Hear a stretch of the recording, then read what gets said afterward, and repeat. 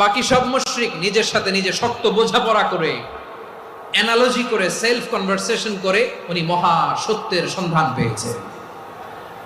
উনি আকাশের তারা দেখে ভাবে মনে হয় এটাই আমার খোদা, পরে দেখে তারা নাই, মনে মনে বলে না তাইলে এটা না। আবার চাঁদ দেখে বলে চাঁদটা বড় মায়া লাগে, মনে হয় এটাই আমার রব, পরে দেখে চাঁদও নাই, কয় না এটা না। এরপরে দ্বীপ প্রহরের জলজলে সূর্যটা খা খা করে গোটা পৃথিবীটারে রৌদ্র দিয়ে তাতিয়ে রাখে। তিনি ভাবলেন মনে হয় এটাই আমার রব, কারণ এটাই তো সবচেয়ে বড়। কিন্তু বিকেল বেলা ওই সূর্যটাও যখন চলে যায়, সাইয়েদনা ইব্রাহিম বলে না এটাও তো নাই, আমার খোদা যদি আমারে ছেড়ে চলে যায়, বিপদে পড়লে আমারে উদ্ধার করবে কে? এভাবে নিজের সাথে অ্যানালজি, সেলফ কনভারসেশন করতে করতে করতে তিনি মহা সত্যের সন্ধান পেয়েছেন। সুবহানাল্লাহ পড়েন। সব শেষে তিনি ডিসিশন নিয়ে ঘোষণা দিলেন, ইন্নী ওয়াজ্জাহাতু ওয়াজহিয়া লিল্লাযী ফাতারাস সামাওয়াতি ওয়াল আরদা হানিফান ওয়া মা আনা মিনাল মুশরিকিন। নিশ্চয় আমি এমন সত্তার দিকে মনোনিবেশ করলাম, মুখাপেক্ষী হলাম যিনি আকাশ বানিয়েছেন, জমিন বানিয়েছেন, আমি মুশরিক নই। সুবহানাল্লাহ। পারতেন, আপনি পারতেন? কেউ নাই, লক্ষ লক্ষ মুশরিক, আপনি একা। ওনার মতো এরকম বিচক্ষণতা দিয়ে আল্লাহরে খুঁজে পাইতে পারতেন আপনি? কি নবী ছিল, আল্লাহকে খুঁজে পেয়েছে। যখন আল্লাহর ইবাদত শুরু করলো, এই কথা ছড়ায় পড়লো চারদিকে। নমরুদ সাইয়েদনা ইব্রাহিমকে ডেকে পাঠালেন। নমরুদ বলে, ইব্রাহিম তুমি নাকি মূর্তির পূজা না করে কোন নতুন রবের ইবাদত করো, কে তোমার রব? সাইয়েদনা ইব্রাহিম বললেন, রব্বি আল্লাযী ইউহয়ী ওয়া ইউমীত, আমি এমন রবের ইবাদত করি যিনি জীবন দেন, যিনি মৃত্যু দেন। নমরুদ বলে, তাই নাকি? তোমার রব জীবন দেয়, মৃত্যু দেয়, আর এটা তো আমি দেই, আমিও তো জীবন দেই, আমিও তো মৃত্যু দেই। সাইয়েদনা ইব্রাহিম বললেন, কেমন করে তুমি জীবন দাও, মৃত্যু দাও, একটু দেখাও তো। নমরুদ জেলখানা থেকে দুজন কয়েদিকে ডেকে আনলো, কয়েদি এনে অর্ডার করলো, একটাকে এখনই শিরোচ্ছেদ, হেড অফ, ডেথ পেনাল্টি, মৃত্যুদণ্ড দেয়া হলো, ফিনকি দিয়ে রক্ত বের হলো। নমরুদ বলে, দেখো দুজনকে ধরে আনলাম, একজন কয়েদিকে দিলাম ডেথ পেনাল্টি, মৃত্যুদণ্ড, ওরে মৃত্যু দিলাম, আরেকজন যে দাঁড়িয়ে আছে চাইলে ওরেও আমি মৃত্যুদণ্ড দিতে পারি, কিন্তু না, ওরে আমি দিব না, ওরে আমি বাঁচাইয়া দিলাম, ছেড়ে দিলাম, মানে জীবন দিলাম। দেখো ইব্রাহিম, তোমার চোখের সামনে একজন রে মৃত্যু দিলাম, আরেকজন রে জীবন দিলাম। আপাত দৃষ্টিতে তাই তো, একজন রে তো জীবন দিল, আরেকজন রে মৃত্যু দিল। সাইয়েদনা ইব্রাহিম এবার বিপাকে পড়ে গেলেন। কিন্তু এক একজন নবীকে আল্লাহ এমন উইজডম বিচক্ষণতা দিয়ে এই জমিনে পাঠিয়েছেন, মুহূর্তের মধ্যে আল্লাহর খলিল ইব্রাহিম বললেন, فإن الله يأتي بالشمس من المشرق فأت بها من المغرب فبهت الذي كفر। আল্লাহর খলিল ইব্রাহিম বললেন, নমরুদ বুঝলাম তুমি জীবন দাও, মৃত্যু দাও, দেখলাম, কিন্তু আমার রব, আমার আল্লাহ প্রতিদিন সকালবেলা উষা লগ্নে ওই পূর্ব দিগন্ত থেকে সূর্যটাকে উদিত করেন, সাঁঝের বেলা, বিকেল বেলা, কুথুরি লগ্নে, সন্ধ্যা বেলা ওই দ্বিপ্রহরের জল জলে সূর্যটাকে পশ্চিম দিগন্তে ডুবিয়ে দেন। মানে সকালবেলা পূর্ব দিক থেকে উদিত করা সূর্যটাকে পশ্চিম দিকে বিকেলে তিনি ডুবিয়ে দেন। তুমি যদি পারো ওই সূর্যটাকে পশ্চিম দিক থেকে উদিত করে পূর্ব দিকে ডুবিয়ে দাও। সুবহানাল্লাহ পড়বেন না? দেখেন, ইনস্ট্যান্ট ইন্টেলেক্ট, মুহূর্তে বিচক্ষণতা, উইজডম কাকে বলে? নমরুদ পারবে? নমরুদের বাপ পারবে? ওর দাদা, ওর 14 গোষ্ঠী, গোটা বিশ্বের সব ক্ষমতাধর রাষ্ট্রনায়করা একসাথে হলে পারবে? ফাবুহিতাল্লাযী কাফার পারে নাই, ব্যর্থ হয়েছে। এবার তেলে বেগুনে জ্বলে উঠেছে, রেগে মেগে আগুন বলে, ফালকুহু ফিল জাহিম, ওর সাথে তর্ক নাই, না পেরে এবার এটারে আগুনে ফেলা। বিশাল বিশাল গাছ কেটে লাকড়ি এনে আগুনের কুণ্ডলি বানানো হলো, দাও দাও দাও দাও করে আগুন জ্বলে। আল্লাহর খলিল ইব্রাহিমকে আগুনে নিক্ষেপ করা হবে। আল্লাহর খলিল সাইয়েদনা ইব্রাহিমের হাতের মধ্যে রশি দিয়ে টাইট করে বাঁধা হলো, পায়ের মধ্যেও টাইট করে রশি দিয়ে বাঁধা হলো। আল্লাহর খলিল ইব্রাহিমকে আগুনের কুণ্ডুলির মধ্যে ফেলা হবে। অমিয়া, আপনি যে বিপদের কারণে ভয় পান, হতাশ হন, এটা কোনো বিপদ ওনার বিপদের সামনে? পটুয়াখালী আওয়াজ করে বলুন, সৈয়দনা খলিল ইব্রাহিমের বিপদের সামনে আমাদের বিপদগুলো কোনো বিপদ? এটা কোনো বিপদই না, এটা কোনো বিপদই না। হাত পা বেঁধে টাইট করে নিক্ষেপ করা হবে, সিম্পলি ফেলা যাবে না, কারণ দাও দাও করে দ্য ব্লেজিং ফায়ার, এমন আগুনের কুণ্ডুলি কাছে যাওয়া যায় না, আগুনের উত্তাপে নিক্ষেপ করা হবে। হাতে রশি বেঁধে পায়ে রশি বেঁধে আল্লাহর খলিল ইব্রাহিম আলাইহিস সালামকে আগুনের মধ্যে নিক্ষেপ করা হবে। আহা, এটার বলে অগ্নি পরীক্ষা। উনি অগ্নি পরীক্ষার সম্মুখীন হয়েছিলেন, এজন্য কঠিন পরীক্ষাকে আমরা অগ্নি পরীক্ষার সাথে তুলনা করি, ঠিক কি না? সাইয়েদনা জিবরাইল এসে বললেন, ও আল্লাহর খলিল, ওরা তো আপনার হাতও বেঁধে ফেললো, পাও বেঁধে ফেললো, নড়াচড়ার সুযোগ নাই, বলেন আমি জিবরিল ফেরেশতা আপনার জন্য কি করতে পারি? আল্লাহর খলিল ইব্রাহিম বলেন, ও জিবরাইল, তোমার কাছে আমার কোনো চাওয়া পাওয়া নাই। সুবহানাল্লাহ বলেন। তোমার কাছে বলার কিছু নাই, তোমার সাহায্যের আমার দরকার নাই।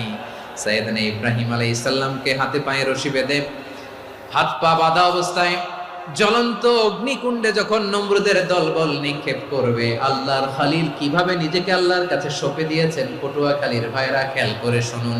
হাত পা বেঁধে আল্লাহর খলিলকে যখন নিক্ষেপ করা হবে, তিনি মুখ ফুটে বলে ফেললেন, হাসবুনাল্লাহু ওয়া নি'মাল ওয়াকিল।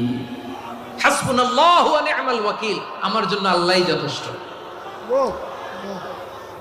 আমার জন্য আল্লাহই যথেষ্ট, তিনিই আমার সবচেয়ে বড় গার্ডিয়ান, তিনিই আমার সবচেয়ে বড় অভিভাবক।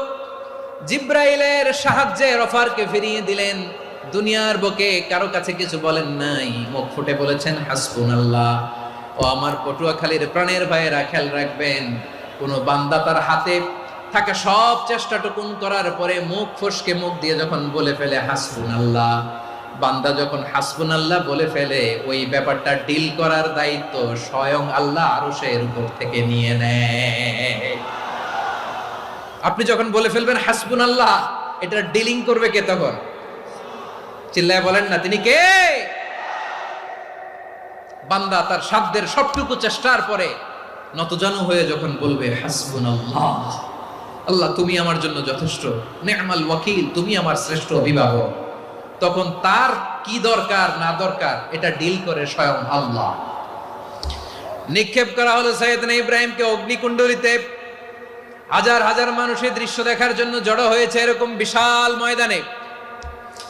কিন্তু কি অবাক করা ঘটনা, সবাই ভয় পাচ্ছিল, না জানে কি হয়ে যায়। আল্লাহর খলিলকে যখন আগুনের কুণ্ডলিতে নিক্ষেপ করা হয়, আল্লাহর খলিল ইব্রাহিম আগুনের কুণ্ডলীর মধ্যে বসে বসে মানুষগুলোর দিকে তাকিয়ে হাসতে শুরু করে দেয়। কারণ আকাশ থেকে রব্বুল আলামিন স্পেশাল ভার্ডিক্ট নাজিল করেছেন, স্পেশাল হুকুম জারি করেছেন, কুল্লা ইয়া নারু কুনি বারদান ওয়া সালামান আলা ইব্রাহিম। ও আগুন, খবরদার, সৃষ্টির শুরু থেকে তোকে একটা ধর্ম আমি বাতলে দিয়েছিলাম, তোর ধর্ম, আগুনের ধর্ম হলো যা পাবে জ্বালিয়ে সারখার করবে। আল্লাহ বলল, ও আগুন, তোর ধর্ম দিয়েছিলাম, তুই সব জ্বালিয়ে পুড়িয়ে সারখার করে দিবি, কিন্তু ক্ষণিকের জন্য আমি তোর জ্বালিয়ে দেওয়ার ক্ষমতাটাকে কেড়ে নিলাম, জ্বালিয়ে ভস্ম করে দেওয়ার ক্ষমতা আমি কেড়ে নিলাম। কুনি বারদান, ঠান্ডা হয়ে যা, কিন্তু এত বেশি ঠান্ডা হবি না আবার আমার ইব্রাহিমের জন্য সর্দি লেগে না যায়। সুবহানাল্লাহ, এত আস্তে বললে হবে? কুনি বারদান, বার্দ মানে বরফ, ঠান্ডা, ঠান্ডা হ, কিন্তু এত ঠান্ডা হবি না যাতে আমার ইব্রাহিমের কষ্ট হয়। আগুন বলে, আল্লাহ একবার বললাম ঠান্ডা হ, আবার বলো এত ঠান্ডা হবি না যাতে খলিলের সর্দি না লাগে। কেমন ঠান্ডা হব, কেমন এনভায়রনমেন্ট তৈরি করে দেব বলো? আল্লাহ বললেন, সালামান আলা ইব্রাহিম, আমার খলিল, আমার কলিজা, আমার ইব্রাহিমের জন্য তুই জান্নাতের গুল বাগিচা হয়ে যা। ও ভাই, নবী মুসার মতো ঈমান হলে রাস্তা হবে সাগর জলে, নবী ইউসুফের মতো ঈমান হলে একে একে দরজা খোলে। নবী ইব্রাহিমের মতো ঈমান যদি আজও থাকে বিদ্যমান, অগ্নিকুণ্ডে দেখতে পাবে খুবসুরত এক ফুল ভাগা। কুলনা ইয়া নারু কুনি বারদান ওয়া সালামান আলা ইব্রাহিম। বান্দা যখন মুখ দিয়ে বলে হাসবুনাল্লাহ, আমার আল্লাহ আমার জন্য যথেষ্ট, এই বলে যখন নিজেকে সঁপে দেয়, তার কি লাগবে ওই দায়িত্ব স্বয়ং নিয়ে নেয় কে? সবাই বলেন স্বয়ং নিয়ে নেয় কে? তাহলে আমার প্রিয় ভাইরা, বিপদের শুরুতেই আমরা বলবো ইন্না লিল্লাহ। শুরুতে কি বলবো? এরপরে যেই বাক্যটা পড়ে নিজের পরিস্থিতিকে আল্লাহর দরবারে সঁপে দিব, সেটা হচ্ছে হাসবুনাল্লাহ। সেটা কি? বিষ্ণু বলেন লা ইয়াজালু লিসানুকা রাতাবান মিন যিকরিল্লাহ। সব সময় আল্লাহর স্মরণ দিয়ে, জিকির দিয়ে জিহ্বাটারে সিক্ত রাখো। আর শয়তানু জাসিমুন আলা কলবি ইবনে আদম। শয়তান বনি আদমের কলবে খামচি মেরে বসে থাকে। ফাইদা যাকারাল্লাহ খানাসা। মানুষ যখন আল্লাহ স্মরণ করে, জিকির করে, শয়তান দৌড়ে পালায়। ওয়া ইদা গাফালা ওয়াসওয়াসা। যখনই বনি আদম গাফেল হয়, তখনই শয়তান তার হৃদয়ে ওয়াসওয়াসা দেয়। এজন্য বিপদে পড়লে ইন্না লিল্লাহ, নিজের সবটুকুন করার পরে, নিজের রোল প্লে করার পরে নিজেকে আমরা কি বলে সঁপে দিব? সবাই বলেন, সবাই বলতে হবে। আরো জোরে বলেন, মনে থাকবে? বিপদে পড়লে প্রথমে ইন্না লিল্লাহ, এরপরে নিজেকে যখন সঁপে দিব তখন হাসবুনাল্লাহ। এরপরে কঠিন বিপদ যদি যখন বিশ্বনবী পড়তেন তখন কি করতেন? এমন বিপদ মাঝে মাঝে হয় না, দেয়ালে পিঠ থেকে যায়, চোখে মুখে অন্ধকার, কি করব দিশা খুঁজে পাই না, এরকম হয় কখনো? হ্যাঁ, আপনাদের হয়? হয় না? কিন্তু জান্নাতে আছেন আপনারা। হয় হয় এরকম হয়েছে না যে দেয়ালে পিঠ থেকে গেছে, চোখে মুখে অন্ধকার, কই যাব, কি করব, বাঁচানোর কেউ না, এরকম হয়েছে কখনো আপনাদের? যদি হয় তাইলে এটার সলিউশন বলবো, না হইলে তো এগুলো বলে লাভ নাই। হয় হয় হয় বিশ্বনবী এরকম কঠিন বিপদে পড়েছেন জীবনের কিছু কিছু মুহূর্তে। ওই মুহূর্তে বিশ্বনবী স্পেশাল দুইটা দোয়া পড়তেন। এই দোয়াগুলো আপনাদেরকে জানিয়ে দেয়। বিশ্বনবী বলেন, কঠিনতম বিপদে যখন পড়বা, দেয়ালে পিঠ থেকে যায়, চোখে মুখে অন্ধকার, বাঁচার কোনো উপায় নাই, তখন পড়বা লা ইলাহা ইল্লা আনতা সুবহানাকা ইন্নী কুনতু মিনাজ জালিমিন। আল্লাহ, তুমি ছাড়া কোনো ইলাহ নাই, তুমি পবিত্র, নিশ্চয় আমি জালিমদের অন্তর্ভুক্ত। সুবহানাল্লাহ বলেন। এই দোয়া সাইয়েদনা ইউনূস আলাইহিস সালাম পড়েছিলেন যখন মাছের পেটে ছিলেন। কিসের পেটে? এবং অনেক মুফাসসিরিন একরাম বলেছেন, অনেক আহলুল ইলমরা বলেছেন, এটা হচ্ছে ইসমে আজম। ইসমে আজম এমন দোয়া যেটা দিয়ে দোয়া করলে আল্লাহ দোয়া কবুল করে। কিন্তু এটা কোনটা, এটা নিয়ে ইখতিলাফ আছে। কোন আহলুল ইলম বলেন এই লা ইলাহা ইল্লা আনতা সুবহানাকা ইন্নী কুনতু মিনাজ জালিমিন, এটা হচ্ছে ইসমে আজম। সাইয়েদনা ইউনূস আলাইহিস সালাম পড়েছেন। আপনারা পড়েননি? তুফান হইলে পড়েন না? আমাদের এলাকায় তো এটা খুব, এটার উপর ব্যাপক আমল আছে। পটুয়াখালীতে কি অবস্থা বলেন? পড়েন পড়েন পড়েন পড়েন। একটা গল্প শুনেছিলাম, পাক হানাদার বাহিনী যখন বাংলাদেশে অ্যাটাক করতো, ৭১ সালের ঘটনা বলতেছে, আমরা তো দেখি নাই, শুনছি আর কি। ৭১ যদি দেখতাম এতদিনে রাজাকার হয়ে যেতাম।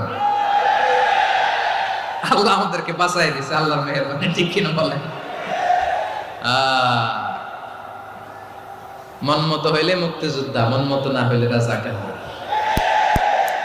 কত কিছু দেখলাম এই শাহবাগের বুকে। আল্লাহ, ৭১ সালে দেখি নাই, আমরা শুনেছি পাক হানাদার বাহিনী জিজ্ঞেস করত মুসলিম না অমুসলিম চেক করার জন্য, বলতো কালেমা বল, কালেমা বাতাও। তো যারা কালেমা বলতে পারতো পাকিস্তানি বাহিনী নাকি ওদেরকে ছেড়ে দিত, শুনেছি। তো একজনকে, এক বাঙালিরে পেয়ে তার মাথার মধ্যে বন্দুকর নল ধরে বলতেছে কালেমা বল সালে, কালেমা বাতা, কালেমা বল। তো ভয়ের চোটে এই দোয়া পড়া শুরু করছে। ও পড়তেছে লা ইলাহা ইল্লা আনতা সুবহানাকা ইন্নী কুনতু মিনাজ জালিমিন। পাকিস্তানি বলে সালে ये तो मुसीबत का কালেমা है। বাঙালি কয় হাম তো ভি মুসিবত মে হ্যায়। পাকিস্তানি বলে বেটা কোন দোয়া বললি, এটা তো মুসিবতের কালেমা। কয় আমিও তো মুসিবতে আছি, আমার মাথার মধ্যে বন্দুক ধরে তুমি আমারে কালেমা জিজ্ঞেস করো, এখন কোনটা কালিমা আর কোনটা কি দোয়া, আমার হুশ আছে নাকি?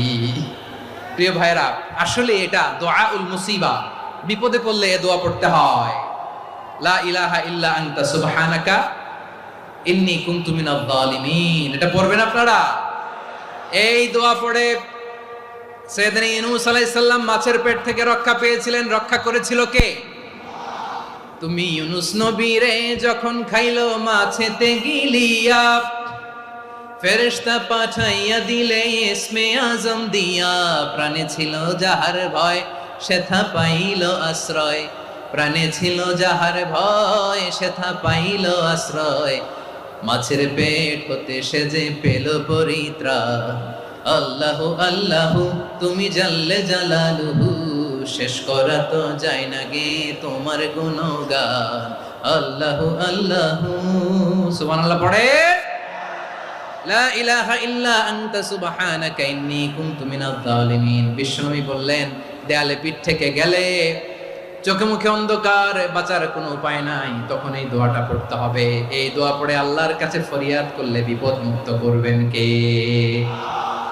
কেন এই দোয়াটা আল্লাহর কাছে বড্ড প্রিয় জানেন আমার ভাইয়েরা? কারণ এই দোয়ার মধ্যে তিনটা জিনিস আছে। আমি যেরকম আঙ্গুল উঁচু করেছি এরকম করেন তো। তিনটা। কয়টা? তিনটা। এক নম্বরে হচ্ছে তাওহীদ, দুই নম্বরে তাসবিহ, তিন নম্বরে তাকরীর। আই রিপিট, আবারও বলছি, এক নম্বরে তাওহীদ, দুই নম্বরে তাসবিহ, তিন নম্বরে তাকরীর। এই দোয়াটা আল্লাহর কাছে এত পছন্দনীয় কারণ এ দোয়ার প্রথম অংশে আছে তাওহীদ, আল্লাহর একত্ববাদের ঘোষণা। লা ইলাহা ইল্লা আনতা, ও আল্লাহ আপনি ছাড়া কোনো ইলাহ নাই, উপাস্য নাই। এই কথা বললে আল্লাহ বড্ড খুশি হয়ে যায়। সুবহানাল্লাহ পড়েন। এ দোয়ার দ্বিতীয় অংশে আছে তাসবিহ, মানে আল্লাহর প্রশংসা, প্রশংসা সূচক বাণী। সুবহানাক সুবহানাক সুবহানাক, ও আল্লাহ আমি আপনার পবিত্রতা ঘোষণা করছি। সুবহানাক, এই কথা শুনলেও আল্লাহ খুশি হয়ে যায়। সুবহানাল্লাহ পড়েন। এই দোয়ার তৃতীয় অংশে আছে তাকরীর, তাকরীর মানে পাপের স্বীকৃতি। তাকরীর মানে কি?